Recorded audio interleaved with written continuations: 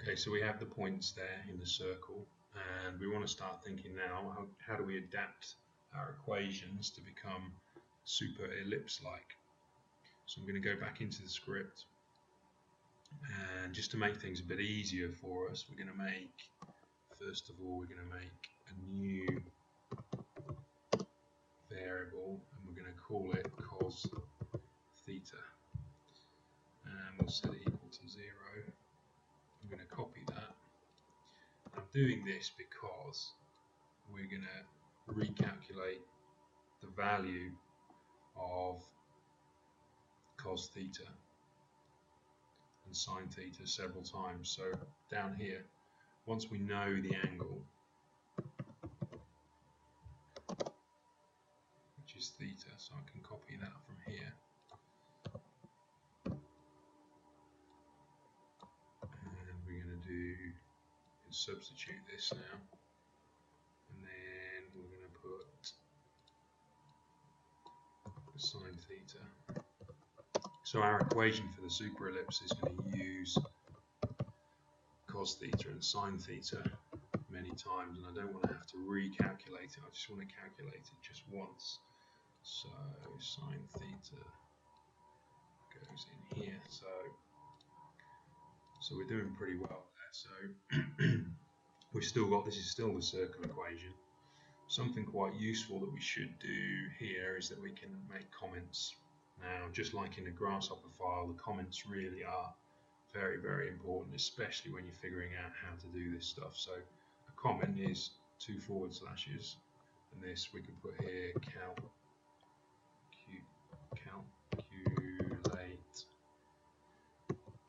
angle. This we can put in here, we can say data structure for new points. So we can add these in anywhere we like. So we can put additional spaces. So we can say now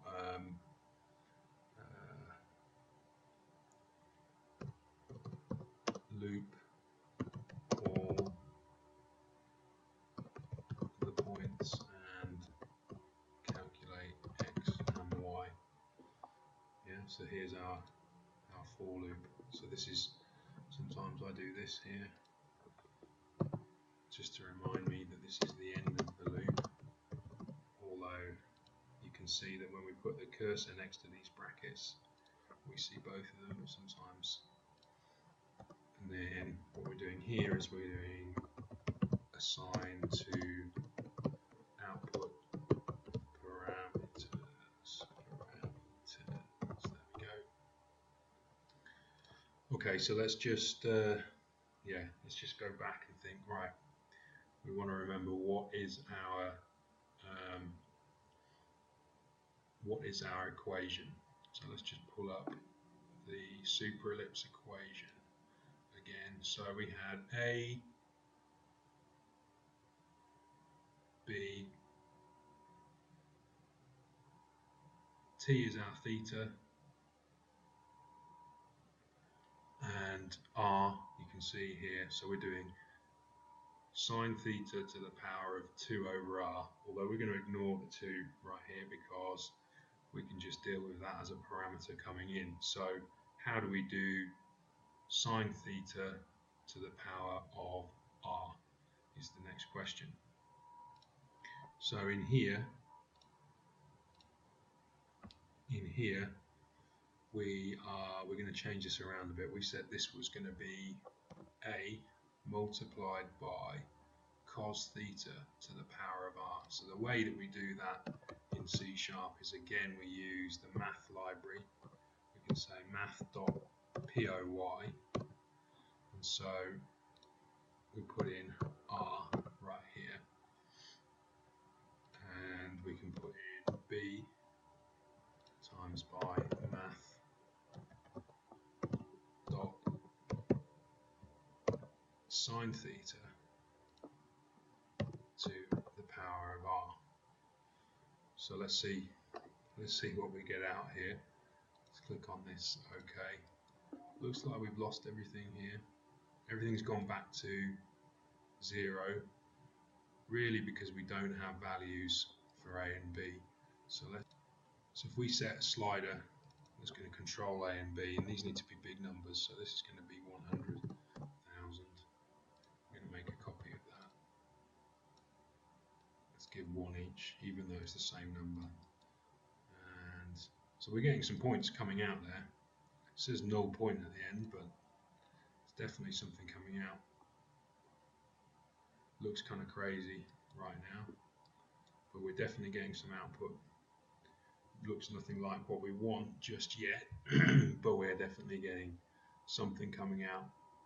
Let's just double check our equation there from the super ellipse. So yeah, it looks like we've got it in the right form. Yeah, so it's looking quite strange, but if we just check back again, this is where things like a reference is really useful. If we look at the values for R, 2/3, 1, 2, 5/2, 4, so there's a range that's going to give us certain types of super ellipses. Now, right now, our value for R is 21, so let's change this slider to make a maximum, I think, of 4. And there we go, we can straight away, we can see that this parameter now starts to give us some quite nice curvy control.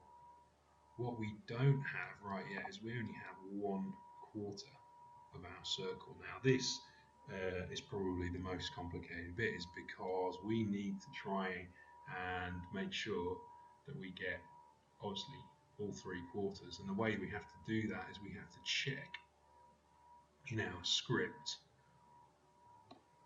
what the whether cos theta and sine theta are positive or negative, and incorporate that into the equation, because right now we're just getting back, I think we're just getting back the positive values, which means that our result is always in this, what we call a positive quadrant. So if we want to check that, we need to again use the math library, and we need to use something called sine, and we need to check here cos theta. So the sine will give us either one of 3 results. Cos theta is positive, it gives us a 1, so it has no effect. If cos theta is negative, it gives us a -1, so then it does have an effect. This part of the equation does need to be positive, so we need to actually apply this again over here. So it means that if cos theta is negative, math.sine cos theta is negative, so it's going to give us a positive result, and this is then going to change it back again to negative. Bit confusing, but we need to make sure we generate all parts of our super ellipse. So let's also copy that down to here, but remember we need to change this now. We're checking the value of sine theta for the y value, so we can copy that and do the same in here. And now let's click on OK, see what we get, and now we're starting to get our points distributed in a way. You can see as they get closer to being, you can see it's very close to a circle. So we've got quite a nice simple little equation there that gives us a great deal of control on the system. Obviously these points aren't equally spaced, but the useful thing is where we have higher curvature, we have more points. So we increase these number of points. Right here we don't really need very many points because we don't have a great deal of curvature, and obviously we can adjust this.